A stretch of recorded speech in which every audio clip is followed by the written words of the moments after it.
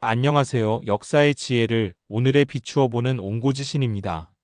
오늘은 2000년 전 동아시아를 뒤흔들었던 거대한 두 제국의 이야기, 한나라와 흉노의 역사를 다룬 사마천 사기의 흉노열전을 통해 그 숨겨진 의미를 파헤쳐 보고자 합니다.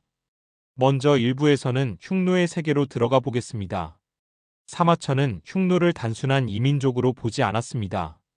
그는 초원의 혹독한 환경이 어떻게 하나의 강력한 국가와 독자적인 문화를 만들어냈는지 깊이 탐구합니다. 그리고 그들의 사회상을 야만이 아닌 생존을 위한 합리적인 적응의 결과물로 그려냅니다.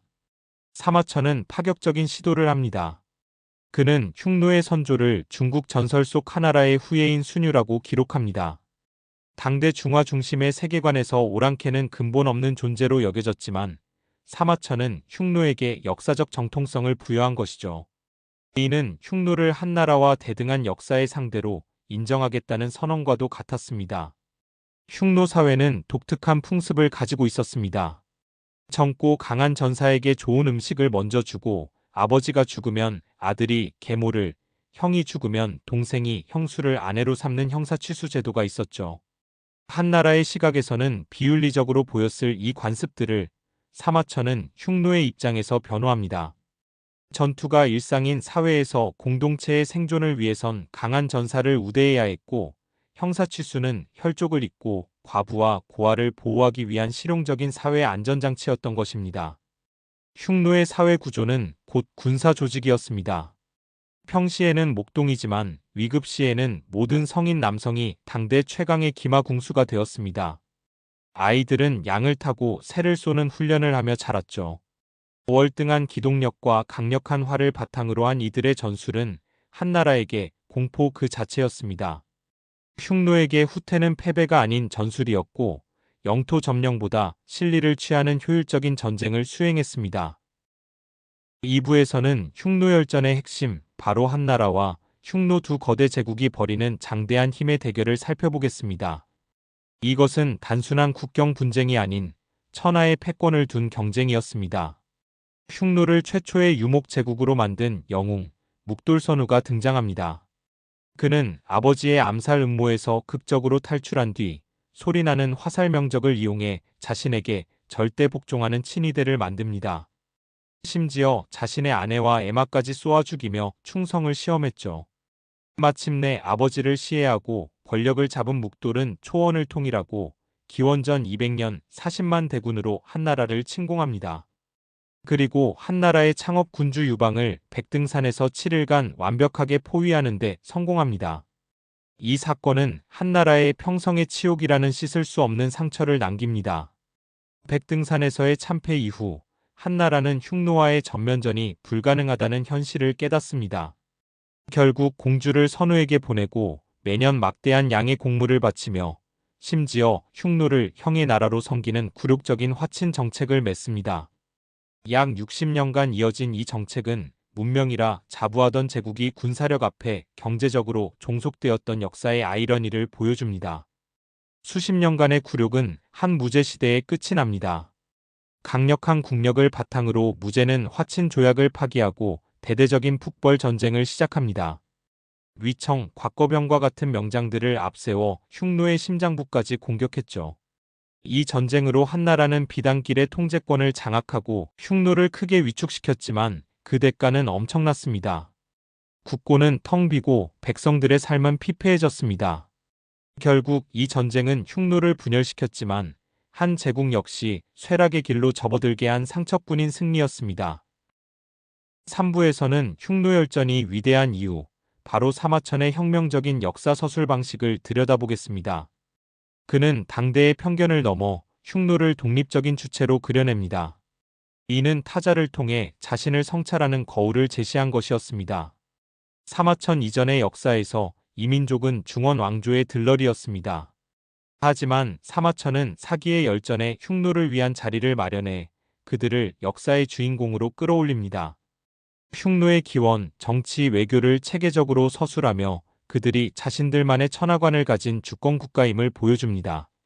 이는 중원 중심의 단일한 세계가 아닌 여러 세력이 경쟁하는 다원적인 세계의 모습을 제시한 것입니다. 사마천의 혁신적인 시각은 흉노에 투항한 황관, 중앙열의 입을 통해 폭발합니다. 한나라 사신이 흉노의 풍습을 야만적이라 비난하자 중앙열은 조목조목 반박합니다. 전쟁이 일상인 사회에서 젊은이를 우대하는 것은 당연하다.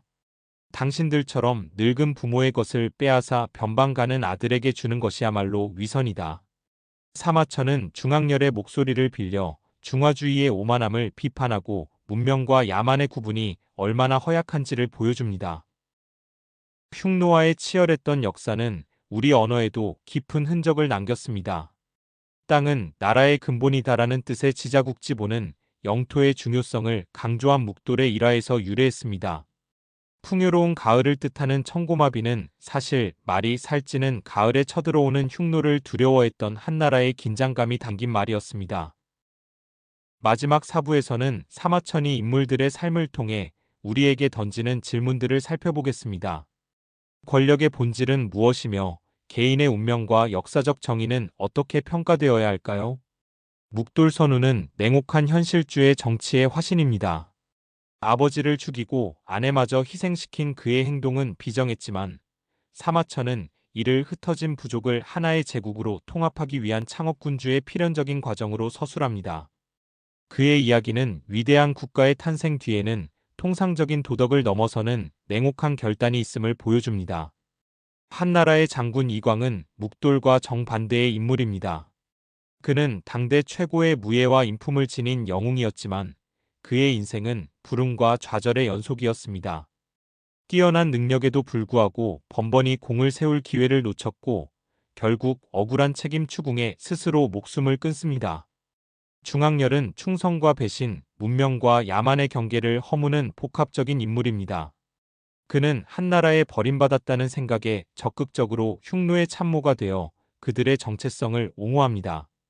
그의 존재는 우리에게 묻습니다. 국가와 민족이라는 태생적 정체성보다 개인이 선택한 신념이 더 중요할 수는 없는가?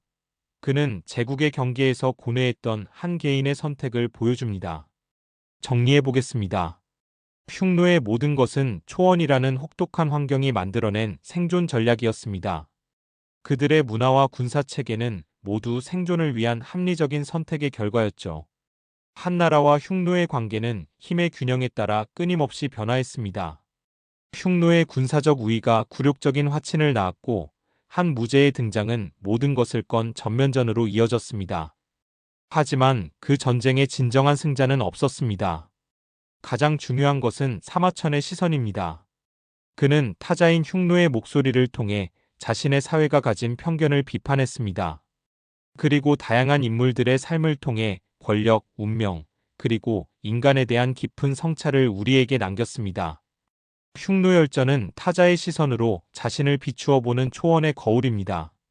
이 거울을 통해 우리는 오늘날 우리가 가진 편견은 무엇인지, 그리고 다양한 문화를 어떻게 이해해야 하는지 돌아볼 수 있습니다. 오늘 옹고지신과 함께한 흉노열전 이야기는 여기까지입니다. 내용이 유익하셨다면 구독과 좋아요 부탁드립니다. 다음 시간에도 더욱 깊이 있는 역사 이야기로 찾아뵙겠습니다. 감사합니다.